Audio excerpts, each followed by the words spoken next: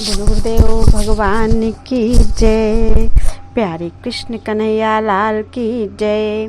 श्री भक्तमाल। भक्तमाल में इस समय चल रहा है भगवान के प्रिय भक्त यानी हरि वल्लभ भगवान के प्रिय भक्तों का चरित्र चल रहा है।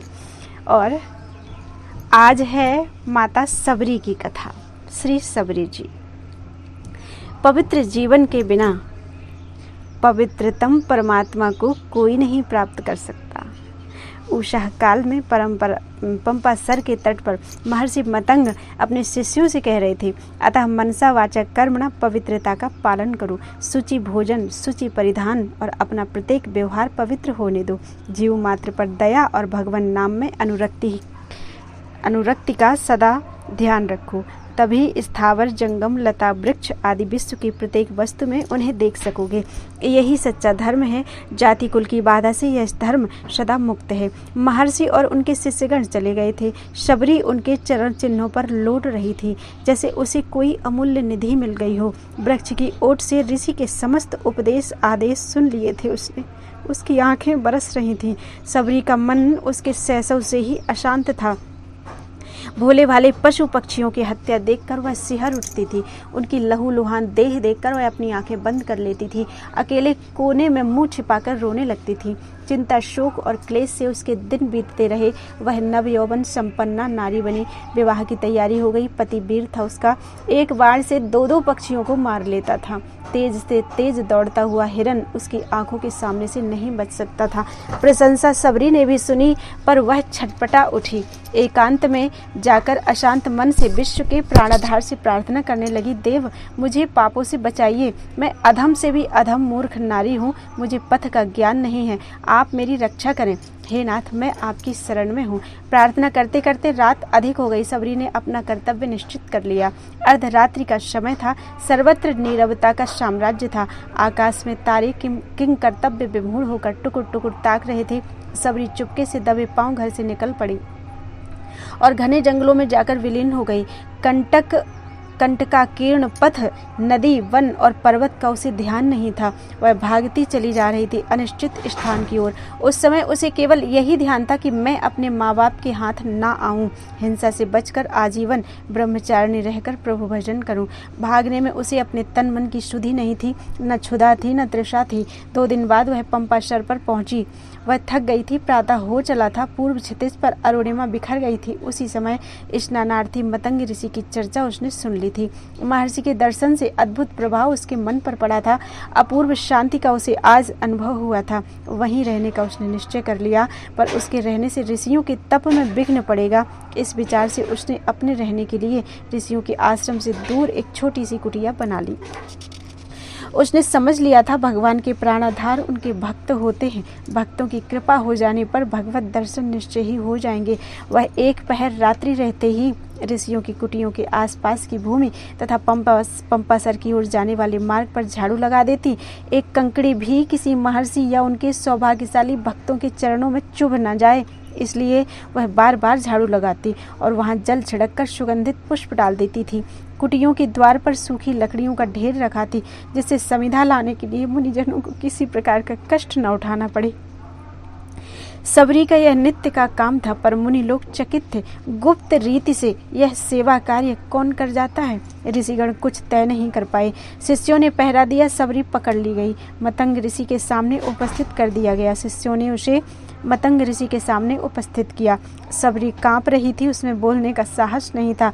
ऋषि की अपराधनी थी वह। मतंग ऋषि ने उसे देखा। उनके मुंह से निकल गया, भगवत भक्ति में जाति बाधा नहीं डाल सकती। सबरी परम भगवत भक्त है। शिष्यगण एक दूसरे का मुंह ताकने लगे। मतंग ऋषि ने सबरी से कहा, तुम मेरी कुटिया के पास ही रह जाओ, मैं कुटिया की व्यवस्था कर देता हूँ। सबरी दंड की भांति पृथ्वी पर लौट गई। नेत्रों में प्रेमाश्रु बहने लगे। आज उसका भाग्योदय हुआ है। अब वह तपोधन ब्रह्मर्षि की सेवा खुलकर कर सकेगी। मतंग ऋषि पर अन्य ऋषिगण कुपित हो गए। अनधिकार चेष्टा की है महर्षि ने, वे मर्यादा का उल्लंघन कर रहे हैं। नैष्ठिक तपोव्रतधारी ऋषि भगवत भक्ति की महिमा नहीं समझ पा रहे थे। अधम कहीं कि स्पर्श कर दिया मुझे, पुनः स्नान करना पड़ेगा। क्रोध से उन्मत्त एक ऋषि सबरी को डांटकर पुनः पंपासर की ओर चले। सबरी ध्यानमग्न जा रही थी, उसे ऋषि का ध्यान नहीं था। ऋषि के बिगड़ने का भी उसे कोई ध्यान नहीं हुआ। वह अपने प्राण धन के रूप और नाम में छकी हुई सरोवर से लौट रही थी। ऋषि ने स्नान नहीं किया, सरोवर में कीड़े पड़ गए थे, जल रक्त में परिणत हो गया। खिन्न होकर वे स्नान किए बिना ही लौट आए। आपके बिना मैं नहीं रह सकूंगी मुनिनाथ, फूट फूट कर रोती हुई सबरी महर्षि मतंग से कह रही थी। मेरे आधार आप ही हैं, आपके ही द्वारा मुझे ऋषियों की थोड़ी बहुत सेवा का सौभाग्य प्राप्त हुआ है। आपके ही चरणारविंदों में रहकर मैं भगवान को पाने के लिए विकल हो रही हूँ। आपके बिना मैं कहीं की नहीं रहूंगी, परमार्थ सिद्धि भी नहीं कर सकूंगी। देव आपके साथ मैं भी अपना प्राण छोड़ दूंगी। प्रभु अधीर मत हो बेटी, मतंग ऋषि ने सबरी को समझाया। मेरा अंतिम समय निकट आ गया है, मुझे जाना ही चाहिए, पर तू अभी ठहर जा। दशरथ नंदन भगवान श्री राम यहाँ शीघ्र आने वाले हैं। तू उनके दर्शन करेगी और तेरी सारी साधना पूरी हो जाएगी। ऋषि ने नश्वर काया को त्याग दिया। सबरी चिल्ला पड़ी, महर्षि की बात सत्य होगी ही, भगवान दंडकारण्य में पधारेंगे, मुझे दर्शन मिलेगा। सबरी आनंद में छकी रहने लगी। पत्ते की खड़खड़ाहट से भी वह चौंक जाती थी, कहीं भगवान आ तो नहीं गए। वह प्रतिदिन मार्ग साफ करके मीलों तक भगवान को जोह आया करती थी। भगवान पहले मेरे यहाँ पधारेंगे, ऋषियों का निश्चय था। भगवान आए और आते ही सबरी की कुटिया का पता पूछने लगे। ऋषि चकित थे। प्रेम रूप भगवान सबरी की कुटिया में पधारे। आह, सबरी का क्या कहना। सबरी देखी राम ग्रह आए, मुनि के बचन समुझ जिय भाए। सरसिज लोचन बाहु विशाला, जटा मुकुट सिर उर बनमाला। श्याम गौर सुंदर दो भाई, सबरी परे चरण लपटाई। प्रेम मगन मुख बचन न आवा, पुनि पुनि पद सरोज सिर नावा। वह प्रेम में आत्म विभोर हो गई थी, बाड़ी उसकी अवरुद्ध हो गई थी। चरणों को पकड़कर अनंत सौंदर्य में भगवान की ओर टकटकी लगाकर देखने और आंसू बहाने के अतिरिक्त वह और कुछ नहीं कर पा रही थी। उसके वश की कोई बात नहीं थी। प्रभु, आपके लिए एकत्र किए हुए फल मूलादि रखे हैं। बड़ी कठिनता से अर्घपाद्य देने के बाद सबरी ने कहा। वह चुने हुए मीठे मीठे बेरों को प्रतिदिन भगवान के लिए रखती थी। उन बेरों को ले आई, बड़े प्रेम से देने लगी। भगवान आनंद पूर्वक खाने लगे। भगवान को उन बेरों में इतना अधिक स्वाद और आनंद का अनुभव हो रहा था जैसे प्रेममयी जन्मदायिनी जननी कौशल्या जी उन्हें भोजन करा रही हो। अपनी अभीप्सा पूर्ति देखकर अत्यंत प्रसन्नता से हाथ जोड़कर वह अत्यंत प्रेम से प्रार्थना करने लगी। केहि विधि स्तुति करो तुम्हारी, अधम जाति में जड़मति भारी। अधम ते अधम अधम अति नारी, तिन मह में मति मंद अघारी। शुद्ध प्रेम और दीनता देखकर भगवान ने उत्तर दिया। कहे रघुपति सुन भामिनी बाता, मानऊ एक भगति करनाता। फिर भगवान ने उसके सामने नवधा भक्ति का निरूपण किया। इस बीच में ऋषियों का समुदाय सबरी के आश्रम में भगवान के दर्शन निमित्त आ गया। उस समय ऋषियों का ज्ञानाभिमान लुप्त हो गया था। वे मतंग ऋषि के तिरस्कार के लिए मन ही मन पश्चाताप करने लगे थे। उनके मुंह से निकल गया, सबरी तू धन्य है। पंपासर में कीड़े पड़ने और जल रक्त के रूप में परिणत होने के संबंध में श्री लक्ष्मण जी ने ऋषियों को बताया। मतंग मुनि से द्वेष एवं बाल ब्रह्मचारिणी सन्यासिनी परम भगवत भक्त और साध्वी सबरी के अपमान करने से तथा आप लोगों के अभिमान से सरोवर की यह दुर्दशा हुई है। सबरी के पुनः स्पर्श करते ही वह जल शुद्ध हो जाएगा। भगवान के आदेश अनुसार सबरी ने सरोवर को स्पर्श किया, उसका जल पूर्ववत निर्मल हो गया। भगवान उसकी कुटिया से चलने लगे। सबरी अधीर हो गई। चरणों की दृढ़ भक्ति भगवान ने उसे दे ही दी थी। अब उसे कुछ पाना शेष नहीं था। उसकी सारी आकांक्षा प्रभु ने पूरी कर दी थी। अब वह भगवान से विलग होकर किस लिए जीवन धारण करती। ऋषिजनों के सामने ही उसने अपनी पार्थिव देह त्याग दी। ऋषिगण सबरी की जय जयकार करने लगे। धन्य थी सबरी और धन्य थी सबरी की प्रेममयी अद्वितीय भक्ति। श्री भक्तमाल के टीकाकार श्री प्रियादास जी महाराज सबरी के भक्तिमय दिव्य चरित्र को रूपायित करते हुए निम्न कवित्तों में लिखते हैं। वन में रहती नाम सबरी कहत, सब चाहत टहल साधु तन न्यूनताई है। रजनी के शेष ऋषि आश्रम प्रवेश करी, लकरीन बोझ धरी आवे मन भाई है।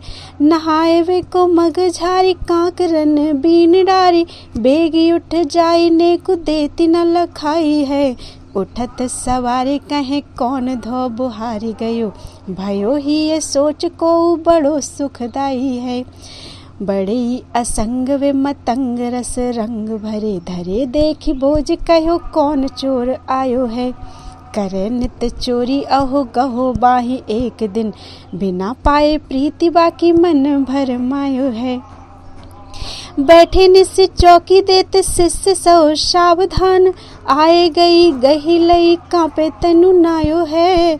देखते ही ऋषि जल धारा बही नैनन ते, बैनन सो कहो जात कहा कछु पायो है। डीटे हूँ न सोही होत मान तन गोत, छोत परी जाए सोच सोत कैसे के निकारिये। भक्ति को प्रताप ऋषि जानत निपटनी के, कहू कोटि विप्रताई आप बार डारिये। दियो वास आश्रम में श्रवण में नाम दियो, कियो सुनी रोस सबे कीनी पाति न्यारिये। सबरी सो कयो तुम राम दर्शन करो, मैं तो परलोक जात आज्ञा प्रभु पारिये। गुरु को वियोग ही ये दारुण ले शोक दियो, जियो नहीं जात तऊ राम आशा लागी है। नहाए वे की बाट निसी जात ही बुहार, सब भइयों अवार ऋषि देखी व्यथा पागी है। छुयो गयो नेक कहूँ खीजत अनेक भांति, करके विवेक गयो नान यह भागी है। जल सो रुधिर भयो नाना क्रमी भरी गयो, नयो पायो सोच तो हूँ जाने ना अभागी है। लावे बन बेर लागी राम की अवसेर भल, चाखे धरी राखे फिर मीठे उन जोग हैं। मार्ग में जाई रहे लोचन बिछाई, कभू आवे रघुराई त्रिग पावे निज भोग हैं। ऐसे ही बहुत दिन बीते मग जोहत ही, आए गए औचक सो मिटे सब सोग हैं। ए पे तनु नून ताई आई सुधि छिपी जाए, पूछे आप सबरी कहाँ ठाड़े सब लोग हैं। पूछ पूछ आए तहाँ सबरी स्थान, जहाँ कहाँ वह भागवती देखो द्रग प्यासे हैं। आए गई आश्रम में जान के पधारे आप, दूर ही थे साष्टांग करी चख भासे हैं। रवकी उठाए लई बिथा तनु दूर गई, नई नीर झरी नैन परे प्रेम पासे हैं। बैठे सुख पाई फल खाई के सराहे बेई, कहो कहा कहो मेरे मग दुख नासे हैं। करत हैं सोच सब ऋषि बैठे आश्रम में, जल को बिगाड़ सो सुधार कैसे कीजिए। आवत सुने हैं बन पथ रघुनाथ कहूँ, आवे जब कहें या को भेद कही दीजिए। इतने ही माज सुनी सबरी के बिराजे आनी, गयो अभिमान चलो पग गही लीजिए। आए खुन साए कही नीर को उपाय कहो, गयो पग भीलनी के छुए स्वच्छ भीजिए। इन कवित्तों का भाव संक्षेप में इस प्रकार है।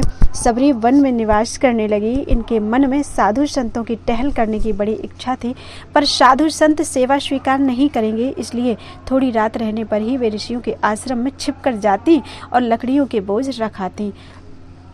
ओम हरि। प्रातःकाल शीघ्र ही उठकर सरोवर पर जाने आने के मार्ग को झाड़ बुहार कर उनकी कंकड़ियों को बीन कर अलग डाल देती थी। यह सेवा करते हुए इनको कोई भी नहीं देख पाता था। सवेरे उठकर ऋषि लोग आपस में कहते कि मार्ग को नित्य कौन झाड़ जाता है। और लकड़ियों के बोझ कौन रख जाता है। वनवासी ऋषियों में एक मतंग नामक ऋषि थे। वे परम विरक्त और भक्ति रस के आनंद से परिपूर्ण थे। लकड़ियों के बोझ रखे देखकर वे अपने शिष्यों से कहने लगे कि इस तपोवन में ऐसा कौन आ गया जो नित्य चोरी से सेवा करता है। उसे एक दिन पकड़ो। उस संत सेवा प्रेमी भक्त के प्रत्यक्ष दर्शन करना चाहिए। आज्ञा पाकर मतंग जी के शिष्य सावधानी से पहरा देने लगे।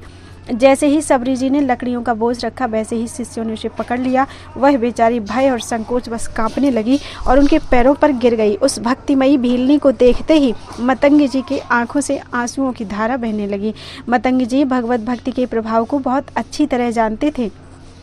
वे सोच विचार कर शिष्यों से बोले कि भक्ति के प्रताप से यह इतनी पवित्र है कि इसके ऊपर कई कोटि ब्राह्मणों को न्योछावर कर देना चाहिए, ब्राह्मणता न्योछावर कर देनी चाहिए। मतंगी जी ने शबरी को आश्रम की एक पर्णकुटी में रहने का स्थान दिया और उसके कान में श्री सीताराम मंत्र दे दिया और कहा, मैं प्रभु की आज्ञा से उनके धाम को जा रहा हूँ। तुम इसी आश्रम में रहकर भजन करो, यही श्री राम जी का दर्शन प्राप्त करोगी। गुरुदेव श्री मतंग जी के वियोग ने सबरी जी के हृदय को बड़ा कठोर कष्ट दिया।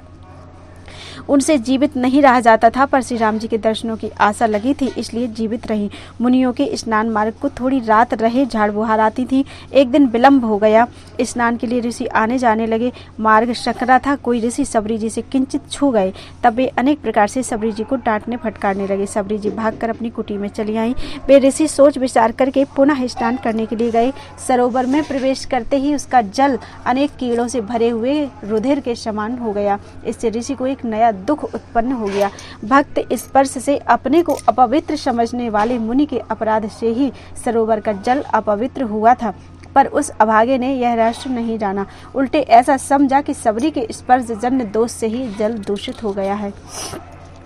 सबरी जी को श्री राम जी की बड़ी भारी चिंता रहती। वे आगमन की प्रतीक्षा में अति व्याकुल रहती। वन से बेर बीन बीन कर लाती, चख कर देखती। जिस वृक्ष के जो मीठे फल होते उन्हें श्री राम के योग्य समझकर उनके लिए रखती थी।